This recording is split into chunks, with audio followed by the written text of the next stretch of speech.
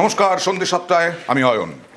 14ই ফেব্রুয়ারি চূড়ান্ত ভোটার তালিকা নয়, আরও 7 দিন স্ক্রুটিনির জন্য সময় বাড়ানোর নির্দেশ সুপ্রিম কোর্টের। তাহলে ভোট কবে, এই প্রশ্নটাই সাধারণ মানুষের মনে, এবং ভোট ঘোষণা কবে নাগাদ হতে পারে। সরাসরি চলে যাব প্রতিনিধি অর্ণবের কাছে। অর্ণব, ইতিমধ্যেই 7 দিন সময় বাড়ানোর নির্দেশ। সেই 7 দিনের পরে আরও সময় লাগবে কিনা, কি মনে করা হচ্ছে ভোট কবে, সুপ্রিম কোর্টের এই নির্দেশের পরে ভোটের ঘোষণা কবে নাগাদ হতে পারে?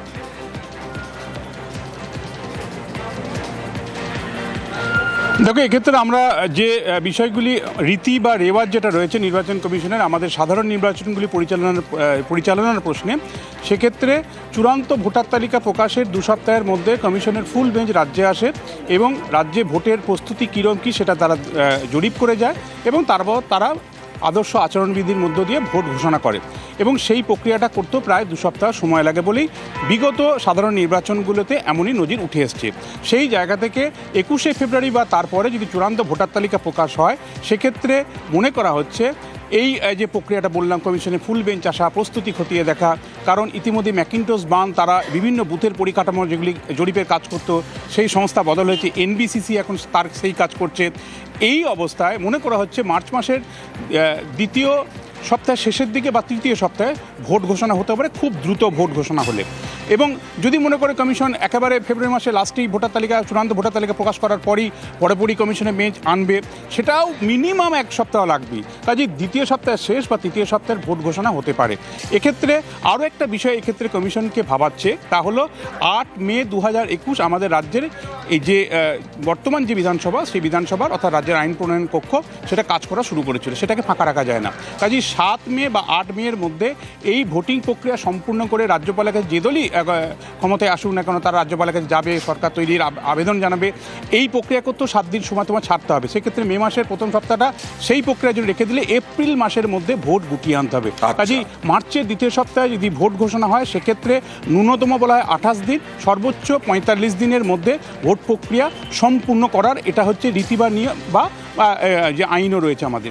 কাজেই সব থেকে কম 28 দিনের মধ্যে ভোট করতে গেলেও, সব থেকে বেশি হচ্ছে 45 দিন, এপ্রিল মাসের মধ্যেই ভোট প্রক্রিয়া করিয়ে ফেলতে হবে। কল্যাণ বন্দ্যোপাধ্যায় কি বললেন দেখুন।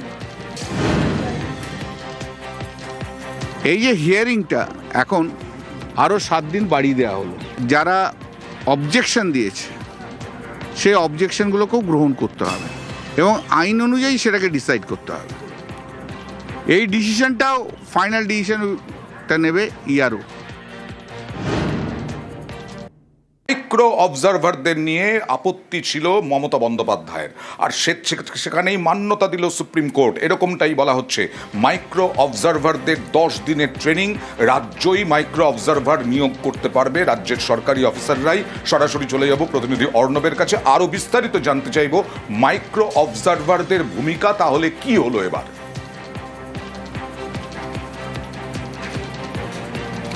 দেখো, 4 ফেব্রুয়ারি খোদ মুখ্যমন্ত্রী মমতা বন্দ্যোপাধ্যায় দেশের প্রধান বিচারপতির বেঞ্চে সওয়াল করে তিনি পরিষ্কারভাবে কোট আনকোট হোয়াটসঅ্যাপ কমিশন বলে তিনি তোপ দেখেছিলেন এবং একই সঙ্গে তারা কিভাবে বেআইনি কাজ করছে সেটার উদাহরণ দিতে গিয়েই এই মাইক্রো অবজারভারদের ভূমিকা তিনি সামনে নিয়ে আসেন। কী বিষয়টা ছিল, তৃণমূল কংগ্রেসের প্রতিনিধি দল বা মমতা বন্দ্যোপাধ্যায় বা অভিষেক বন্দ্যোপাধ্যায় বারবার যখন নির্বাচন কমিশনের কাছে গেছে, এই বিষয়টা কিন্তু বারবার সরব হয়েছে যে ইআরও অর্থাৎ ইলেকটোরাল রেজিস্ট্রেশন অফিসার যে কোনো বিধানসভার ভোটার লিস্টের চূড়ান্ত কথা বলবেন তিনি, অর্থাৎ তিনিই হচ্ছেন আলটিমেটাম, অর্থাৎ এক্ষেত্রে ইআরও পদ। কিন্তু দেখা যাচ্ছিল কেন্দ্রীয় সরকারি কর্মচারী যাদের মাইক্রো অবজারভার হিসেবে কমিশন নিয়ে এসেছিল, এই মাইক্রো অবজারভাররাই ভোটারের অর্থাৎ লগ ইনে ঢুকে গিয়ে ভোটারদের তথ্য সেগুলো যাচাই করা বা সেগুলো দেখার কাজ করতেছিল, যেটা ইআরওর কাজ, সেই কাজটাই করছিল এই মাইক্রো অবজারভাররা। কিন্তু তারা শুধুমাত্র অ্যাসিস্ট করতে পারে, কাজেই ইআরওদের কাজে কার্যত সমান্তরাল একটা নজরদারি চালাচ্ছিল এবং কোথাও কোথাও ইআরওদের যে ক্ষমতা রয়েছে সেই ক্ষমতা এনজয় করছে মাইক্রো অবজারভাররা। এটা ছিল অভিযোগ। আজ সুপ্রিম কোর্ট উভয় পক্ষের বক্তব্য, মমতা বন্দ্যোপাধ্যায়ের সওয়াল, সেটাকে দেখার পর এই মাইক্রো অবজারভারদের থেকে বেশি দক্ষ, বেশি প্রশিক্ষিত রাজ্য যে 8,505 জনের অফিসারের তৃণমূলের তালিকা দিয়েছে। মনোজ পান্ত সদ্য প্রাক্তন আমাদের রাজ্যের মুখ্য সচিব, তিনি বলেন এই অফিসারদের মধ্যে 65% গ্রুপ বি র্যাঙ্কের অফিসার রয়েছে। কাজেই এই অফিসারদের মধ্যে যারা মাইক্রো অবজারভার পদের জন্য ফিটেস্ট বা AERO পদে ফিটেস্ট, সেটা কমিশন ব্যবহার করবে এবং সেটার জন্য কাল বিকেল 5টার মধ্যে তাদের রিপোর্ট করতে হবে এই 8505 জন সংশ্লিষ্ট DE অর্থাৎ ডিস্ট্রিক্ট ম্যাজিস্ট্রেটের কাছে, এবং তারপর তাদের স্বল্প সময়ের ট্রেনিং এবং তারাই শুনানির প্রক্রিয়া স্কুটিনি বা এই কাজগুলির মধ্যে নিয়োজিত হবে। এটা সুপ্রিম কোর্ট। তাহলে এই যে মাইক্রো অবজারভারদের বিরুদ্ধে যে অভিযোগগুলো করছিল তৃণমূল বা মমতা বন্দ্যোপাধ্যায়, যে এই যে তুমি বললে লগ ইন করে তার মধ্যে ঢুকে বিভিন্ন যে পরীক্ষা নিরীক্ষা করছিল ভোটারদের সম্পর্কে, যারা যদি তৃণমূলের চক্রান্তের কথা বলি যারা শিকার হয়েছেন, তাদের ক্ষেত্রে আবার কি তাদের হিয়ারিং হবে বা তাদের তথ্যগুলো আবার নতুন করে পরীক্ষা করা হবে?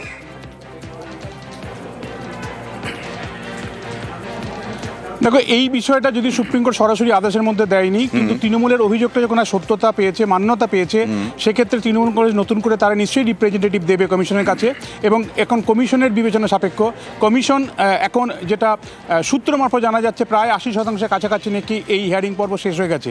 মূল সমস্যাটা ছিল LD অর্থাৎ লজিক্যাল ডিসক্রিমিনেশন তালিকায়। বিচারপতি জয়মাল্য বাগচি, যিনি এ রাজ্য থেকে বিলং করে সুপ্রিম কোর্টে রয়েছেন কো জজ হিসেবে, প্রধান বিচারপতির পরেই তিনিও বলছেন যে এই LD-তে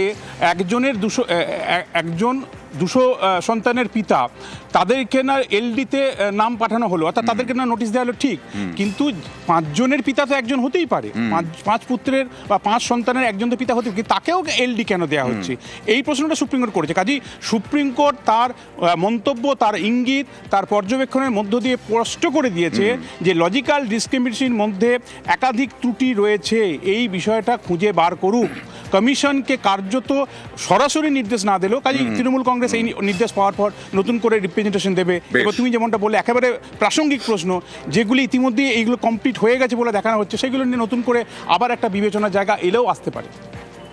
কল্যাণ বন্দ্যোপাধ্যায় কি বলছেন? আর মূল মামলাকারী মুস্তার বানু তিনি কি বলছেন দেখুন।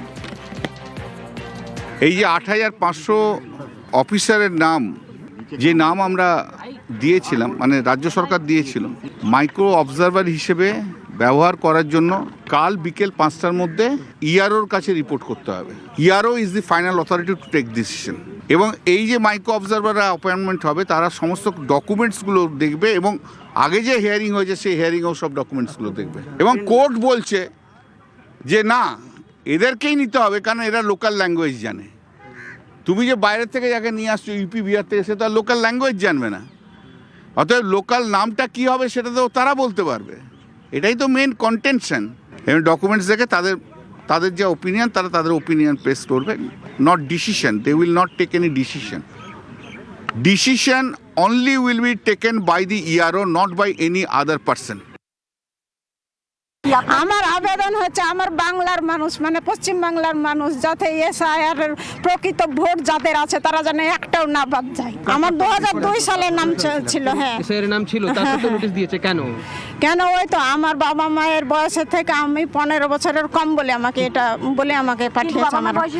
আমার আদতে আমার বাবার সাথে আমার 27 আর মায়ের সাথে আমার 22 বছরের ডিফারেন্স রয়েছে।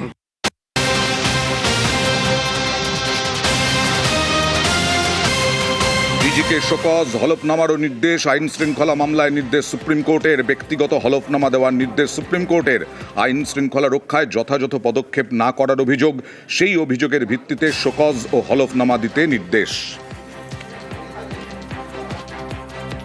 একটা কমপ্লেন করেছে যে ইলেকশন কমিশন, যে রাজ্য সরকার একটা কেসে FIR করতে নির্দেশ দিয়েছিল, কেন হয়নি সেটা DGP-কে তার অ্যাফিডেভিট এক্সপ্লেন করতে বলেছে।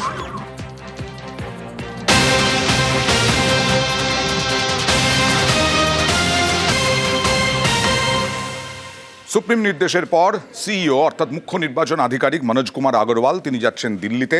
তিনি জানিয়ে গেলেন যে 28শে ফেব্রুয়ারির মধ্যে তারা কাজ সম্পন্ন করার চেষ্টা করবেন। কথা বলবো প্রতিনিধি সোমরাজের সঙ্গে। সোমরাজ, 28 তারিখেই কি চূড়ান্ত ভোটার তালিকা? দেখো, 28শে ফেব্রুয়ারির মধ্যে চূড়ান্ত ভোটার তালিকা সহ রাজ্যে SIR প্রক্রিয়া শেষ করার চেষ্টা করা হচ্ছে, তেমনটাই রাজ্যের মুখ্য নির্বাচনী আধিকারিক মনোজ কুমার আগরওয়াল জানিয়েছেন আনুষ্ঠানিকভাবে। আগামীকাল তিনি দিল্লিতে যাচ্ছেন। আগামীকাল সকাল 11টা থেকে দফায় দফায় বৈঠক হবে দিল্লিতে জাতীয় নির্বাচন কমিশনের সদর দপ্তরে। যেটা কমিশন সূত্রে জানা যাচ্ছে, মুখ্য নির্বাচন কমিশনার জ্ঞানেশ ভারতী সহ কমিশনের উচ্চ পর্যায়ের আধিকারিকরা রাজ্যের মুখ্য নির্বাচন আধিকারিকের সঙ্গে বৈঠক করবেন। মূলত আজকে সুপ্রিম কোর্টের যে রায় এবং এর পরিপ্রেক্ষিতে রাজ্যের বিধানসভা ভোটের প্রস্তুতি দুই নিয়েই আলোচনা হবে। অর্থাৎ এসআইআর নিয়েও যেমন আলোচনা হবে, তেমনি বিধানসভা ভোটের প্রস্তুতি নিয়েও আলোচনা হবে। তুমি দেখেছো রাজ্যের মুখ্য নির্বাচনী আধিকারিক 7 দিন অতিরিক্ত সময়সীমা চেয়েছিলেন শুনানির সময়সীমা বাড়ানোর জন্য। এখনো পর্যন্ত জাতীয় নির্বাচন কমিশনের তরফে কোনো টাইম লাইন দেওয়া হয়নি শুনানির সময়সীমা বাড়ানো বা চূড়ান্ত ভোটার তালিকা প্রকাশ দিয়ে। মনে করা হচ্ছে কালকের বৈঠকে এই বিষয়গুলি নিয়েই রাজ্যের মুখ্য নির্বাচনী আধিকারিকের সঙ্গে আলোচনা করবেন এবং সে আলোচনা করেই হয়তো জাতীয় নির্বাচন কমিশনের তরফে চূড়ান্ত টাইম লাইন দেওয়া হতে পারে। ফলে তো কাল সকাল 11টা থেকে দফায় দফায় বিকেল 4টা পর্যন্ত যে বৈঠক হবে, সেই বৈঠক যথেষ্ট গুরুত্বপূর্ণ, বিশেষ করে রাজ্যের এসআইআর প্রক্রিয়া এবং বিধানসভা ভোটকে সামনে রেখে। ওকে,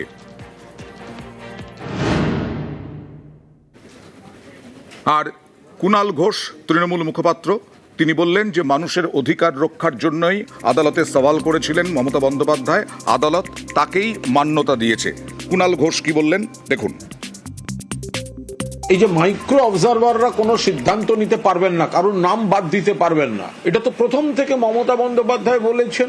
আজকে সুপ্রিম কোর্ট সেইটাই বলছেন। অর্থাৎ মাননীয় মমতা বন্দ্যোপাধ্যায় মানুষের অধিকার রক্ষার স্বার্থে যে যে পয়েন্টগুলিতে সুপ্রিম কোর্টের দৃষ্টি আকর্ষণ করেছিলেন, যেগুলির উত্তর নির্বাচন কমিশন দিতে পারছিল না বা দিতে চাইছিল না, সুপ্রিম কোর্টের পর্যবেক্ষণে সেই যুক্তিগুলোই তো মান্যতা পাচ্ছে। বাকিটা আমাদের আইনজীবীরা এবং শীর্ষ নেতৃত্ব অর্ডারের ফাইনাল কপি পেলে তারা সবিস্তারে সেটা বিশ্লেষণ করবেন। আর বিরোধী দলনেতা শুভেন্দু অধিকারী ফের আদালতে যাওয়ার হুঁশিয়ারি দিয়ে রাখলেন, কারণ ভুয়ো নাম যদি চূড়ান্ত তালিকায় থেকে থাকে তাহলে ইআরওদের বিরুদ্ধে আদালতে যাওয়ার হুঁশিয়ারি। মাইক্রো অবজারভারদের পাওয়ার এবং ফাংশন ইলেকশন কমিশন বলেছে কার্যত এরা ওয়াচারের ভূমিকা নিয়েছেন।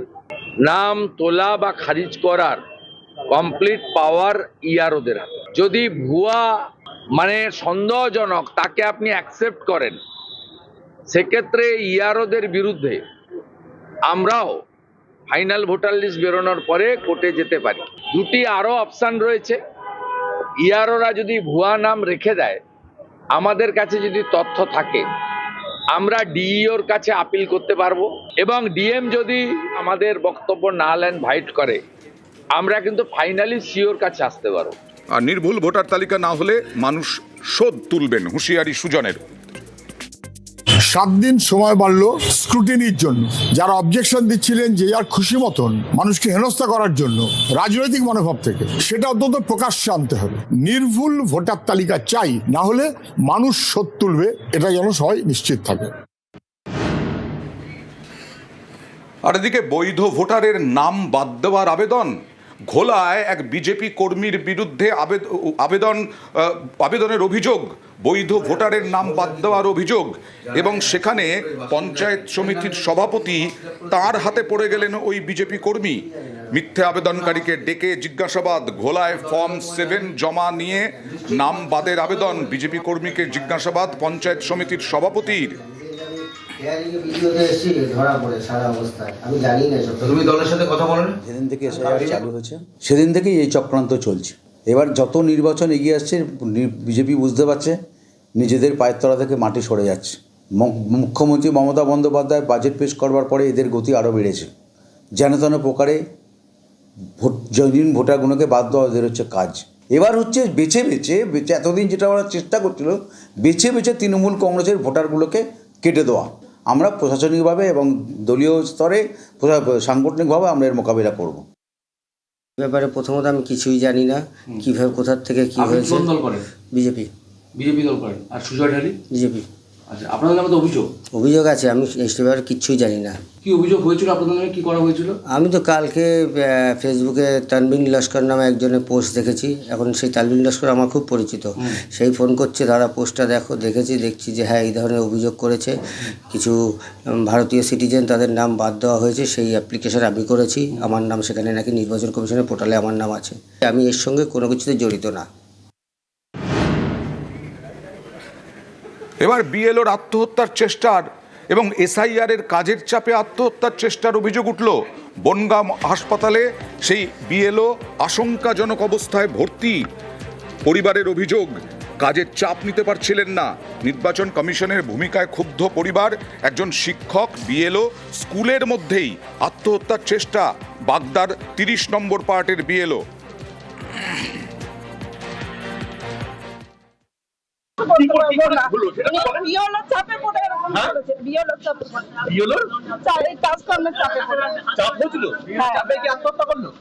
আমি এখন কিচ্ছু বলতে পারবো না।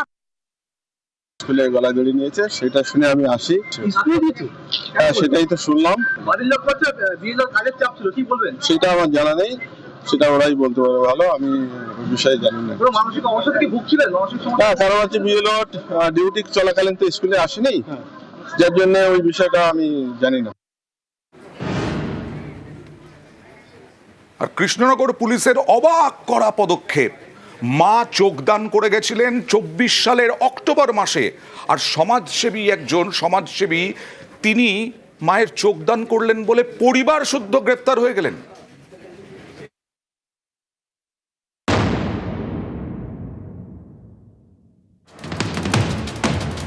হার্ট অ্যাটাকে মারা গিয়েছেন মা, মায়ের চোখ দান করেন শিক্ষক ছেলে। এর জন্য তাকে গ্রেপ্তার করে ফেলল নদিয়ার কৃষ্ণনগরের কোতোয়ালি থানার পুলিশ।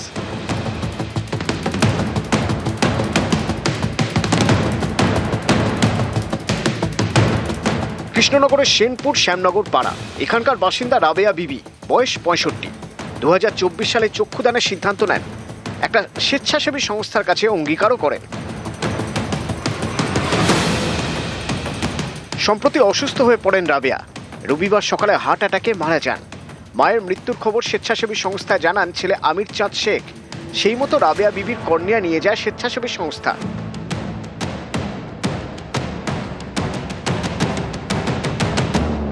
এখান থেকেই বিতর্কের শুরু। আমির চাঁদের প্রতিবেশীরা কোতোয়ালি থানার দ্বারস্থ হন। অভিযোগ করেন মৃতের অঙ্গ নাকি বিক্রি করা হয়েছে।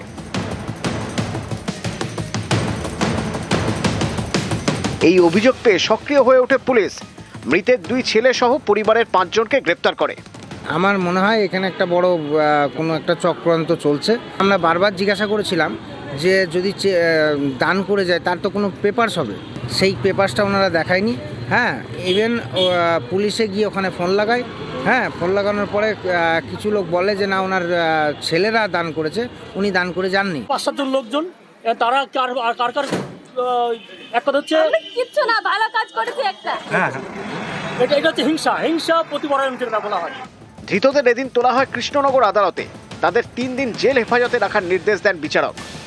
কৃষ্ণনগর থেকে সমীর রুদ্র, নিউজ 18 বাংলা। মায়ের অঙ্গীকারপত্র রয়েছে, তারপরেও পুলিশের এই পদক্ষেপ পুলিশের অতি সক্রিয়তা নয়, রক্ষকের আইন ভঙ্গ নয়।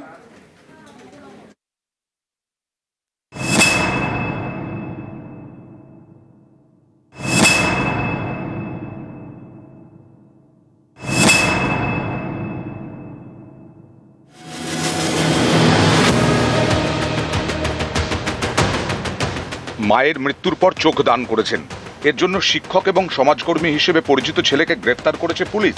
ছেলের নাম আমির চাঁদ শেখ। এই ঘটনায় পুলিশের ভূমিকা নিয়ে অনেকেই প্রশ্ন তুলছেন। কৃষ্ণনগরের সেনপুর শ্যামনগর পাড়ার বাসিন্দা আমির চাঁদ শেখ এলাকারই একটি প্রাইমারি স্কুলের প্যারা টিচার। সামাজিক নানা কাজকর্ম করে থাকেন, বিভিন্ন স্বেচ্ছাসেবী সংস্থার সঙ্গে যুক্ত। 2024-এ তাঁর মা রাবেয়া বিবি চোখদানের অঙ্গীকার করেন। রবিবার তিনি হার্ট অ্যাটাকে মারা যান। স্বেচ্ছাসেবী সংস্থায় ফোন করেন তাঁর ছেলে আমির চাঁদ। তারা রাবেয়া বিবির কর্নিয়া নিয়ে যায়। এরপরেই প্রতিবেশীদের অভিযোগে সমাজসেবী আমির চাঁদ এবং পরিবারের আরও 4 জনকে গ্রেফতার করে পুলিশ।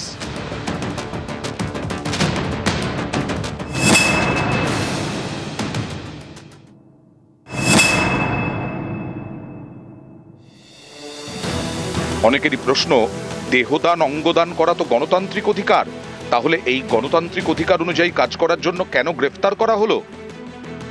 কৃষ্ণনগর পুলিশের দাবি, আইন শৃঙ্খলার কথা ভেবেই নাকি 5 জনকে গ্রেফতার করা হয়েছে। যেরকম অভিযোগ ছিল এটা একটু সেন্টিমেন্টাল ম্যাটার আছে, একটা ইমোশনাল ম্যাটার আছে। গ্রামে যেটা সিচুয়েশন ছিল ওকে রেস্কিউ করা আনা হলো, তারপর যেটা এফআইআর ছিল এটা a very heinous FIR. So on the basis of the FIR, as per the legal procedure, he was arrested and produced before court. অনেকেরই প্রশ্ন, কোথাও এখন বাল্যবিবাহ হলে কি করবে পুলিশ? স্থানীয়রা যদি বাল্যবিবাহের পক্ষে দাঁড়ান তাহলে আইন শৃঙ্খলার কথা মাথায় রেখে পুলিশ কি বাল্যবিবাহ আটকাবে না?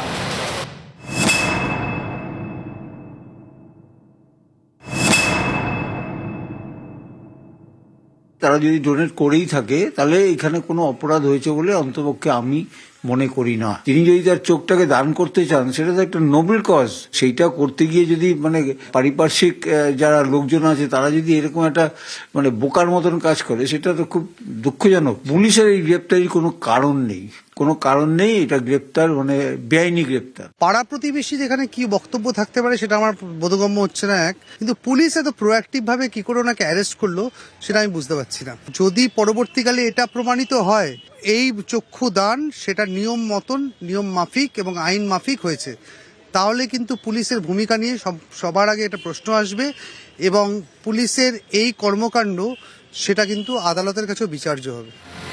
অনেকের দাবি, অঙ্গদান বা চক্ষুদান নিয়ে সচেতনতা বাড়ানোয় জোর না দিয়ে এভাবে পুলিশ গ্রেপ্তার করলে তাতে ভুল বার্তা যাবে, সাধারণ মানুষের মনে হয়তো ভয় তৈরি হয়ে যাবে।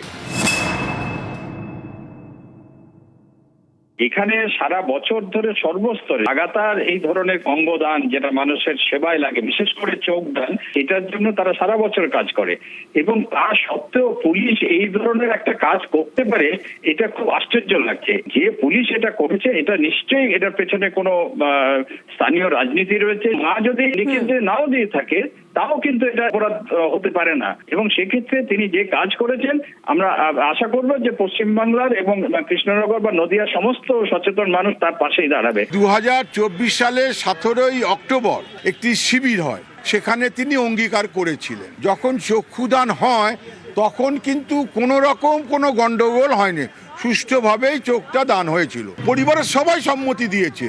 আমার মনে হচ্ছে অশিক্ষিত পুলিশ জানেই না যে কি কাজটা তারা করে, তারা যে মহান কাজটা করেছে তাদের থানায় নিয়ে গিয়ে সম্মান দেওয়ার কথা ছিল, তাদেরকেই অ্যারেস্ট করে দিয়েছে। ভাবুন। নিউজ 18 বাংলা। কাউন্সিলরের হাতে খুন, এই অভিযোগ। একজন বৃদ্ধ বেআইনি নির্মাণ করছিল, তার প্রতিবাদ করতে গিয়েছিলেন তার ছেলে, বৃদ্ধের ছেলে, তারপরে মারধর আর বৃদ্ধকে ধাক্কা মেরে ফেলে দেওয়ায় মারা যান ওই বৃদ্ধ। গ্রেফতার করলো পুলিশ আর 6 বছরের জন্য সাসপেন্ড করলো তৃণমূল।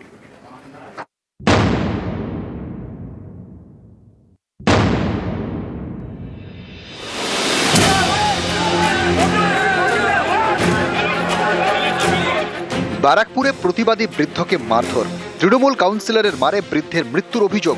এ নিয়ে সোমবার পথে নামে বিজেপি, ব্যারাকপুরের চিড়িয়া মোড়ে বিক্ষোভ দেখায়। রাস্তায় বসে পড়েন বিক্ষোভকারীরা, ব্যাপক উত্তেজনা তৈরি হয়।